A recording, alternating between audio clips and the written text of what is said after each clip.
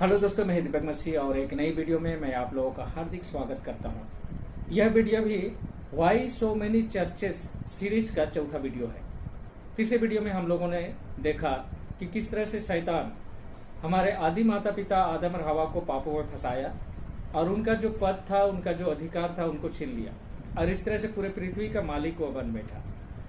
लेकिन परमेश्वर उत्पत्ति की पुस्तक 3 अध्याय में ही प्रोमिस किया था, शैतान को बता दिया था कि जिस स्त्री को तूने फंसाकर ये जो पूरे पृथ्वी को अपने अधिकार में किया है, उसी का वंश आएगा और तेरे सर को कुचलेगा। और उसमें उस स्त्री का पहले संतान यानी कैन को अपने कब्जे में करता है, उसके द्वारा दूसरे भाई हाबिल का हत्या करवाता है। लेकिन फिर भी वो संतुष्ट नहीं था, उसे पता था कि कुछ ना कुछ गड़बड़ है। परमेश्वर क्या करने जा रहा है, किस तरह से उसके सर को कुचला जाएगा, इसके बारे में वो कंफर्म नहीं हो पा रहा था। लेकिन बाद में जब परमेश्वर ने भविष्यवक्ताओं के माध्यम से अपनी उस प्लानिंग को जब मनुष्यों को बताने की कोशिश किया, तो शैतान इस बात को बहुत ही सीरियसली लिया और उसे पता चला कि यीशु मनुष्य के रूप में जन्म लेने वाला है और उसका सर कुचलने वाला है। तो जिस यीशु के साथ उसका स्वर्ग में सामना हुआ था आज से कमांडर ऑफ चीफ मिकाइल के रूप में, और उस युद्ध में शैतान को भागना पड़ा था, वही यीशु अब इस पृथ्वी पर मनुष्य के रूप में आने वाला है। तो परेशान होना तो लाजमी था। शैतान बहुत परेशान हुआ। वो प्लानिंग करने लगा कि किस तरह से यीशु को इस काम के लिए रोका जाए, और अपने प्लानिंग को वो पूरा करने के लिए उसने कहां से इसको डील किया, किस तरह से हैंडल किया। आज के वीडियो में हम वे सारे डिटेल को हम लोग जानने की कोशिश करेंगे। तो देरी न करते हुए चलिए आज के विषय पर चले जाते हैं। तो दोस्तों, जब हम प्रकाशित वाक्य की पुस्तक 12 अध्याय में जाते हैं और यहाँ पर 1 और 2 पद को पढ़ते हैं, तो कुछ अद्भुत चिन्ह यहाँ पर दिखाई दिया है। जहाँ पर लिखा है, फिर स्वर्ग में एक बड़ा चिन्ह दिखाई दिया।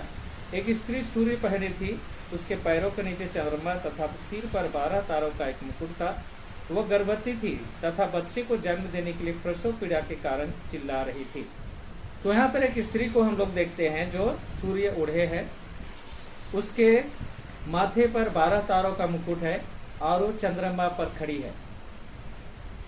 तो एक स्त्री प्रोफेसी में एक मंडली को दिखाता है और इसका क्लू हमें मिलता है 2 कुरिन्थियों की पुस्तक 11 अध्याय का 2 पद में, जहाँ पर पौल कहता है, क्योंकि मुझे तुम्हारे लिए लगन है, परमेश्वर की लगन, क्योंकि मैंने तुम्हारी सगाई एक पति अर्थात मसीह से की है कि तुम्हें एक पवित्र कुंवारी की भांति उसे सौंप दो। तो दोस्तों, शैतान को पहले पता नहीं था कि स्त्री का मतलब मंडली है। वो पहले हवा को टारगेट किया था, लेकिन बाद में उसके समझ में आ गया कि स्त्री का मतलब है मंडली। तो दोस्तों, प्रकाशित वाक्य की पुस्तक 12 अध्याय का 1 और 2 पद में जो स्त्री को दिखाया गया है, वो मंडली को दिखाता है, और यह मंडली ओल्ड टेस्टामेंट न्यू टेस्टामेंट दोनों को कवर करता है। मंडली का मतलब होता है परमेश्वर के चुने हुए लोग, परमेश्वर के परिवार के सदस्य। और इस स्त्री के सर में 12 तारा का मुकुट है। यह रिप्रेजेंट करता है ओल्ड टेस्टामेंट में याकूब के 12 वंशों को और न्यू टेस्टामेंट में यीशु के 12 शिष्यों को। और यह स्त्री चंद्रमा पर खड़ी है। चंद्रमा ओल्ड टेस्टामेंट को रिप्रेजेंट करता है, जिसके फाउंडेशन पर न्यू टेस्टामेंट खड़ा है। अब यहाँ पर अगर 2 पद को पढ़े तो यहाँ लिखा है, वह गर्भवती थी तथा बच्चे को जन्म देने के लिए प्रसव पीड़ा के कारण चिल्ला रही थी। तो इसका मतलब यही हुआ दोस्तों, यीशु का जन्म होने वाला था और यहूदी लोग बहुत ही बेसब्री से यीशु के जन्म लेने का इंतजार कर रहे थे। और जब हम 3 पद में जाते हैं तो यहाँ एक और चिन्ह दिखाई देता है। लिखा है, एक और चिन्ह स्वर्ग में दिखाई दिया। देखो, लाल रंग का एक विशाल अजगर था, उसके 7 सिर और 10 सींग थे तथा उसके सिरों पर 7 मुकुट थे। तो दोस्तों, यहाँ पर जिसे अजगर बोला जा रहा है, जिसका 7 सिर और 10 सींग है, वो कौन है? और इसका उत्तर हमें इसी चैप्टर का 7 से 9 पद में मिलता है। लिखा है, फिर स्वर्ग में युद्ध हुआ और मिखाइल और उसके दूत अजगर से लड़े और अजगर और उसके दूत भी लड़े, परंतु प्रबल न हुए। फिर उन्हें स्वर्ग में स्थान न मिला। तब वह बड़ा अजगर नीचे गिरा दिया गया, अर्थात वही पुराना सांप जो इब्लीस और शैतान कहलाता है, जो संपूर्ण संसार को भरमाता है, वह पृथ्वी पर नीचे गिरा दिया गया और उसके साथ उसके दूत भी गिरा दिए गए। तो यहाँ पर क्लियर हो जाता है दोस्तों कि ये जो बड़ा अजगर है जिसका 7 सिर और 10 सींग है, वो कौन है? वो लूसीफर है, वो शैतान है। स्वर्ग में युद्ध के बाद शैतान और उसके दूतों को पृथ्वी पर गिराया गया। अब वह कहाँ दिखाई देता है? चलिए आज की वीडियो में हम लोग उसको देखेंगे। यदि हम प्रकाशित वाक्य की पुस्तक 12 अध्याय का 4 पद को पढ़े तो लिखा है, उसकी पूंछ ने आकाश के तारों का 1/3 भाग खींचकर पृथ्वी पर फेंक दिया। यहाँ पर तारा स्वर्गदूतों को बोला गया है और 1/3 भाग खींचकर पृथ्वी पर फेंक देने का मतलब है कि जब शैतान स्वर्ग में युद्ध कर रहा था तो उसके साथ 1/3 स्वर्गदूत उसके पार्टी में थे और उनको भी इस पृथ्वी पर गिराया गया है। उसी बात का कंफर्मेशन यहाँ पर दिया गया है। अब वह पृथ्वी में कहाँ पर दिखाई देता है? चलिए आगे का भाग को पढ़ते हैं। यहाँ लिखा है, वह अजगर उस स्त्री के समक्ष खड़ा हो गया जो बच्चे को जन्म देने वाली थी, कि जब बच्चे का जन्म हो तो वह उसको खा जाए। तो यहाँ पर स्त्री कौन है? स्त्री एक मंडली है जो ओल्ड टेस्टामेंट को इस समय रिप्रेजेंट कर रहा है और ओल्ड टेस्टामेंट मंडली से प्रोमिस किया हुआ वह संतान जन्म लेने वाला है जो शैतान का सर कुचलने वाला है। तो वह किसको दिखाता है? यीशु को, क्योंकि इजरायलियों के वंश से यीशु का जन्म होने वाला था और इस बात का बेसब्री से इजरायली लोग इंतजार कर रहे थे। और जब हम इतिहास में यीशु के जन्म लेने की घटना के समय को अगर हम लोग स्टडी करते हैं तो हमें पता चलता है कि हेरोद जो रोमन राजा था, यीशु को मारने की प्लानिंग पहले से करके रखा था और जब यीशु को वह नहीं ढूंढ पाया तो यीशु को मारने के लिए 2 साल से नीचे के सारे बच्चों को जो बेतलहम में थे मरवा दिया था। तो दोस्तों, यीशु का जब जन्म हुआ तो उस समय इस पृथ्वी पर किसका शासन चल रहा था? रोम का शासन चल रहा था और रोम के माध्यम से यीशु को कौन मारना चाह रहा था? शैतान मारना चाह रहा था। तो दोस्तों, इस तरह से यह कंफर्म हो जाता है कि शैतान इस पृथ्वी पर रोम में अपना हेडक्वार्टर बनाकर अपना युद्ध जारी रखा है और इस बात का कंफर्मेशन हमें दानियल के पुस्तक 7 अध्याय में बहुत ही अच्छी तरह से मिलता है। यहाँ पर लूसीफर को एक अजगर के रूप में दिखाया गया है जिसका 7 सिर और 10 सींग है और सेम चीज को हम लोग दानियल 7 अध्याय का 4थे जंतु में पाते हैं। उस 4थे जंतु का भी 10 सींग था और उसी जंतु के सर में एक और छोटा सींग निकलता है जो पहले के 10 सींगों में से 3 सींग को जड़ से उखाड़ता है और वह पार में आता है। तो दोस्तों, वह इतिहास का अलग अलग समय को दिखाने के लिए यहाँ पर सिंबल यूज किया गया है। दानियल 7 अध्याय का जो 4था जंतु है वह रोम को दिखाता है और उस जंतु का 10 सींग रोम के बाद के समय यानी 351 से 476 तक का समय को दिखाता है, जब रोम 10 टुकड़ों में बढ़ जाता है और यूरोप देश का जन्म होता है। उसके बाद उन 10 सिंहों के बीच में एक और सिंह निकलने का उसका मतलब है बाद का समय, जब एक राजा रोम में और डेवलप होता है जो पहले से 10 राजा थे उसमें से 3 राजाओं को मिटाकर पावर में आता है और वही जो आखिरी राजा है वो परमेश्वर के लोगों से युद्ध करता है और परमेश्वर की आज्ञा को तोड़ता है। तो दोस्तों, प्रकाशित वाक्य की पुस्तक 12 अध्याय का 3 पद में जो अजगर दिखाया गया है जिसके 7 सिर और 10 सींग है, वो सेम टाइम लूसीफर को यानी शैतान को दिखाता है और उसका हेड क्वार्टर को भी रिप्रेजेंट करता है। तो दोस्तों, लूसीफर यीशु को बचपन में मारने की कोशिश तो किया था लेकिन असफल रहता है, क्योंकि पवित्र आत्मा जोसेफ और मेरी को चेतावनी देता है और वे यीशु को लेकर मिस्र भाग जाते हैं और हेरोद के मृत्यु के बाद वे वापस आते हैं और नाजरेत में वे सेटल हो जाते हैं। और इस तरह से यीशु एक सिंपल साधारण व्यक्ति की तरह अपना जीवन यापन करता है। कोई नहीं जानता था कि परमेश्वर का जो प्लानिंग को फुलफिल करने वाला जो यीशु इस पृथ्वी पर मनुष्य के रूप में आ चुका है। शैतान बहुत परेशान था क्योंकि उसको पता था कि यीशु इस पृथ्वी पर आ चुका है, लेकिन वह अभी कहाँ है खोज नहीं पा रहा था। इसलिए कहीं पर भी कोई भी प्रोग्राम होता वहां अपने लोगों को भेज देता इंफॉर्मेशन कलेक्ट करने के लिए कि कहीं वहां पर यीशु तो नहीं है। और अचानक हम देखते हैं कि यूहन्ना जर्दन में लोगों को मन फिराव का बपतिस्मा देना शुरू करता है। शैतान सतर्क हो जाता है और वहां पर अपने लोगों को भेजता है और वे लोग यूहन्ना से पूछते हैं कि क्या तुम मसीह है? और यूहन्ना उसे क्लियर जवाब देता है कि मैं मसीह नहीं हूं, मैं तो उसके जूते के फीते खोलने के योग्य भी नहीं हूं। और अचानक हम लोग क्या देखते हैं कि यीशु वहां पर आता है और बपतिस्मा लेता है और परमेश्वर खुद डिक्लेयर करता है कि यह मेरा पुत्र है जिससे मैं बहुत प्रसन्न हूं। जब यीशु बपतिस्मा लिया तो वह एकांत में चला गया ताकि वह प्रार्थना कर सके और पवित्र आत्मा की सामर्थ पा सके, ताकि जिस काम के लिए वह आया है उसमें जो कठिनाइयां हैं उसका सामना करते हुए उस काम को पूरा कर सके। तब शैतान उसके पीछे पीछे गया और उससे लड़ने के लिए तैयार हो गया और यीशु और शैतान का आमना सामना हम लोग मत्ती 4 अध्याय में देखते हैं दोस्तों, जहां पर एक बार फिर से इस पृथ्वी पर यीशु और शैतान के बीच में युद्ध होता है। लेकिन इस युद्ध को नजदीक से देखने से पहले चलिए उन अस्त्रों को देख लेते हैं जो इस युद्ध में व्यवहार किए गए। और वह हमें मिलता है इफिसियों की पुस्तक 6 अध्याय का 17 पद में, जहां पर लिखा है आत्मा की तलवार जो परमेश्वर का वचन है ले लो। तो परमेश्वर का वचन वह तलवार है। इब्रानियों की पुस्तक 4 अध्याय का 12 पद में लिखा है क्योंकि परमेश्वर का वचन जीवित, प्रबल और किसी भी दोधारी तलवार से तेज है। तो परमेश्वर का वचन दोधारी तलवार है और यीशु और शैतान के बीच में जो युद्ध हुआ था यही तलवार इस्तेमाल हुआ था दोस्तों।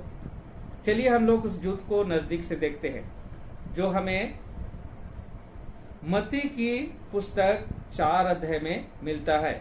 जैसा कि यहाँ पर हम लोग देखते हैं कि यीशु बपतिस्मा के बाद जंगल में प्रार्थना करने के लिए जाता है ताकि अपने मकसद को वो पूरा कर सके। लिखा है जब वह 40 दिन और 40 रात उपवास कर चुका तब उसे भूख लगी और परखने वाले ने निकट आकर उससे कहा, यदि तू परमेश्वर का पुत्र है तो आज्ञा दे कि ये पत्थर रोटियां बन जाए।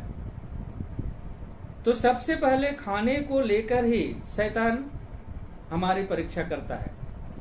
हवा के पास शैतान खाने को लेकर ही परीक्षा किया और उस परीक्षा में हवा फंस गई। यहाँ पर यीशु को उसी तरह से कन्विंस करने की कोशिश कर रहा है जिस तरह से हवा को उसने किया था। हवा को किस तरह से कन्विंस किया था? परमेश्वर के विरुद्ध में बातें बोलकर। शैतान ने हवा से क्या बोला कि मुझे पता चला है कि तुम लोग इतना मेहनत करता है फिर भी तुम लोग का परेशानी खत्म नहीं हो रहा है क्योंकि तुम्हें खाने के लिए मना किया गया है। परमेश्वर ने कहा कि तुम किसी पेड़ का फल नहीं खा सकते। लेकिन जब हवा ने उसे समझाने की कोशिश किया कि नहीं, हम सारे पेड़ का फल खा सकते हैं, सिर्फ एक पेड़ का छोड़ के, क्योंकि परमेश्वर ने कहा कि जिस दिन हम उसमें से खाएंगे हम अवश्य मर जाएंगे। शैतान तुरंत अपना फोकस उस पेड़ पर लगाता है और हवा का ध्यान उसी पर केंद्रित करता है और बताता है कि परमेश्वर झूठा है, तुम कभी नहीं मरोगे। परमेश्वर तो जानता है कि जिस दिन तुम इसमें से खाओगे तुम परमेश्वर बन जाओगे। परमेश्वर नहीं चाहता है कि तुम लोग का भला हो। इस तरह से हवा को कन्विंस करने में शैतान सफल हो जाता है। सेम मेथड यहाँ पर यीशु के ऊपर लागू करने की कोशिश किया था। सबसे पहले वह ये बताना चाह रहा था कि परमेश्वर तुमसे प्रेम नहीं करता है। थोड़ी देर पहले ही परमेश्वर ने डिक्लेयर किया था कि यह मेरा पुत्र है जिससे मैं बहुत प्रसन्न हूं। उसके बाद अभी क्या हालत है? तुम्हारा तो खाने की लाले पड़े हुए हैं। अगर परमेश्वर सृष्टि करता है तो परमेश्वर तुमको इस हालत में कैसे छोड़ दिया? अब परमेश्वर के भरोसे मत रहो, तुम अपनी चिंता खुद करो। यही बात तो हवा को उसने समझाया था कि परमेश्वर की बात पर क्यों चलता है, तुम अपनी डिसीजन खुद लो। यहाँ पर शैतान यीशु को समझाने की कोशिश कर रहा है कि तुम यदि परमेश्वर का पुत्र हो तो तुम में भी तो पावर है, तुम परमेश्वर के ऊपर क्यों भरोसा करता है? तुम तो इस पत्थर को अगर रोटी बनाना चाहो तो बन सकता है, तुम इसे रोटी बनाओ और खा लो, परमेश्वर के ऊपर क्यों भरोसा करता है? लेकिन यीशु यहाँ पर परमेश्वर के कामों को पूरा करने के लिए आया था। उसे परमेश्वर के ऊपर किस तरह से हमें भरोसा करना है, विश्वास करना है और उनकी बातों को मानना है, ये चीज को प्रमाण करना था। शैतान ने परमेश्वर के ऊपर जो अभियोग लगाया था कि परमेश्वर का जो आज्ञा है वह बहुत कठिन है, उसका सृष्टि उसे पालन नहीं कर सकता, इसको गलत साबित करना था। परमेश्वर की हर एक आज्ञा को पालन करके प्रूव करना था कि शैतान गलत है। यीशु ने क्या कहा? मनुष्य केवल रोटी ही से नहीं परंतु हर एक वचन से जो परमेश्वर के मुख से निकलता है जीवित रहेगा। तो यहाँ पर यीशु ने अस्त्र निकाल लिया।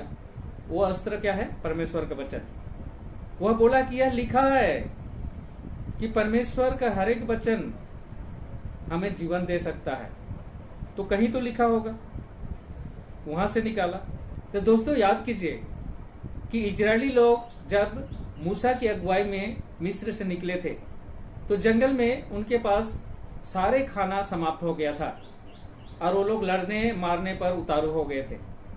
तब परमेश्वर ने उन्हें आसमान से रोटी खिलाई थी और इसी बात को व्यवस्था विवरण की पुस्तक 8 अध्याय का 3 पद में रिकॉर्ड किया गया है, जहां लिखा है, उसने तुझको दीन किया, तुझे भूखा होने दिया और तुझे ऐसे मन्ना से तृप्त किया जिसे न तो तू न तेरे पूर्वज जानते थे, कि तू जान ले कि मनुष्य केवल रोटी ही से जीवित नहीं रहता परंतु प्रत्येक उस वचन से जीवित रहता है जो यहोवा के मुख से निकलता है। तो परमेश्वर किस तरह से इजरायलियों को रोटी खिलाया था वो यह रिकॉर्ड था। उसी बात को यीशु यहाँ पर शैतान के सामने रिपीट करता है। तब शैतान भी पीछे नहीं था, वो भी अपना अस्त्र निकाल लेता है और आगे क्या बोलता है? तब शैतान उसे पवित्र नगर में ले गया और मंदिर के शिखर पर खड़ा करके उसने उससे कहा, यदि तू परमेश्वर का पुत्र है तो अपने आप को नीचे गिरा दे, क्योंकि लिखा है, वह तेरे विषय में अपने स्वर्गदूतों को आज्ञा देगा और वे तुझे हाथों हाथ उठा लेंगे, कहीं ऐसा ना हो कि तेरे पैरों में पत्थर से ठेस लगे। तो दोस्तों ये भजन संहिता 91 का 11-12 पद में लिखा है। और जब देखा कि यीशु परमेश्वर के वचन को युद्ध करने के लिए इस्तेमाल कर रहा है, शैतान भी बाइबल निकाल लिया। तो समझ कर देखिए दोस्तों कि ऐसा नहीं है कि हम ही सिर्फ बाइबल जानते हैं। शैतान हमसे ज्यादा बाइबल जानता है और बाइबल को यानी परमेश्वर के वचन को हमारे अगेंस्ट में मनुष्यों को प्रताड़ित करने के लिए भी व्यवहार करता है। यहाँ पर एक ऐसे वचन को उसने लिया जो हमें प्रॉमिस करता है कि परमेश्वर हमारी देखभाल करेगा, रक्षा करेगा, हमें ठोकर नहीं लगने देगा। लेकिन उसको ये कैसे इस्तेमाल करवा रहा है? मंदिर के शिखर में खड़ा कर दिया, बोलता ऊपर कैसे कूद जाओ, क्योंकि परमेश्वर तो बचाएगा बोलता है। तो परमेश्वर कब बचाएगा? जब आप परमेश्वर की बातों को मानते हुए ठोकर लगता है, तब वो आपको गिरने नहीं देगा। और शैतान इसी तरह से यीशु को फंसाना चाह रहा था, लेकिन यीशु ने उसकी बातों का खंडन परमेश्वर के वचन से ही देता है। यीशु ने उससे कहा, यह भी लिखा है, तू प्रभु अपने परमेश्वर की परीक्षा न कर। अब देखा कि यीशु से इस युद्ध में नहीं जीत पा रहा है, तो एक और अस्त्र निकाला, और वो अस्त्र क्या था? प्रलोभन का। जैसा कि 8 पद में यहाँ पर लिखा है, फिर शैतान उसे एक बहुत ऊंचे पर्वत पर ले गया और संसार के सारे राज्य वैभव को दिखाकर उसने कहा, यदि तू गिरकर मुझे दंडवत करे तो मैं यह सब कुछ तुझे दे दूंगा। तब यीशु ने उससे कहा, हे शैतान दूर हट, क्योंकि लिखा है, तू प्रभु अपने परमेश्वर को दंडवत कर और केवल उसी की सेवा कर। तब शैतान उसे छोड़कर चला गया और देखो स्वर्गदूत आकर उसकी सेवा टहल करने लगे। तो दोस्तों यहाँ पर जो फंदा शैतान यीशु को फंसाने के लिए इस्तेमाल किया, सेम चीज हमारे साथ शैतान करता है और बहुत बार हम लोग उसके फंदे में फंस जाते हैं। शैतान बहुत सारे एजेंट बनाकर रखा है जो परमेश्वर के वचन को तोड़ मरोड़ कर आपको फंसाने की कोशिश करता है, ताकि आप परमेश्वर के बातों पर नहीं बल्कि शैतान की बातों पर चले। और उसका सबसे भयानक और आखिरी हथियार क्या है? प्रलोभन, धन संपत्ति देने का वादा यीशु ने नहीं किया। यीशु ने क्या वादा किया? अनंत जीवन देने का वादा किया। इस पृथ्वी पर धन संपत्ति देने का वादा शैतान करता है। यदि आप उसकी बातों को मानते हैं तो बोलता है कि तुम्हें मालामाल कर दूंगा। और बहुत सारे मसीह भाई बहन लोग इसी धन संपत्ति के पीछे भागते हैं। तो दोस्तों, इस युद्ध में यीशु शैतान को हराता है और शैतान को वहां से भागना पड़ता है। लेकिन शैतान चुप बैठने वाला नहीं था। इसके बाद और क्या प्लानिंग करता है हम अगले वीडियो में देखेंगे, क्योंकि एक वीडियो में सारे चीज को एक्सप्लेन करना मुश्किल है। तो मैं विश्वास करता हूं मेरा यह प्रयास आप लोगों को बाइबल की गहराइयों को, उसकी सच्चाइयों को समझने में अवश्य मदद कर रहा होगा। अगर इसी तरह का और वीडियो आप देखना पसंद करते हैं तो मेरा चैनल पे आ सकते हैं, ये फ्री है। और मेरे चैनल के साथ जुड़ने के लिए आपको रेड कलर का सब्सक्राइब बटन को दबाकर बेल आइकन में ऑल को सिलेक्ट करना है। और इस तरह से अगर आप करते हैं तो वीडियो का नोटिफिकेशन आपको जब भी मैं वीडियो लोड करूंगा तुरंत मिलेगा। लेकिन आप लोगों से मेरा रिक्वेस्ट है कि मेरा वीडियो रेगुलर नहीं आ पाता है, क्योंकि मैं दूसरे प्रोग्राम में भी इन्वॉल्व रहता हूँ। मेरा बाइबल क्लास चलता है, मैं प्रोफेसी क्लास लेता हूँ, तो बहुत बार समय नहीं मिल पाता है, तो रेगुलर वीडियो अपलोड नहीं होता है। मैंने अपने चैनल में बताया है कि वीकली एक वीडियो मैं लोड करूंगा, लेकिन कभी कभी ये भी संभव नहीं होता है। इसका मतलब नहीं कि मैं चुप करके बैठ जाऊंगा। आपको वीडियो मिलेगा, लेकिन आपको थोड़ा सा वेट करना पड़ेगा। तो आज के वीडियो में यहीं पर समाप्त करता हूँ। मिलता हूँ अगले वीडियो में। तब तक परमेश्वर के आशीष होगा, आनंद उठाइए। परमेश्वर आप लोगों के साथ है।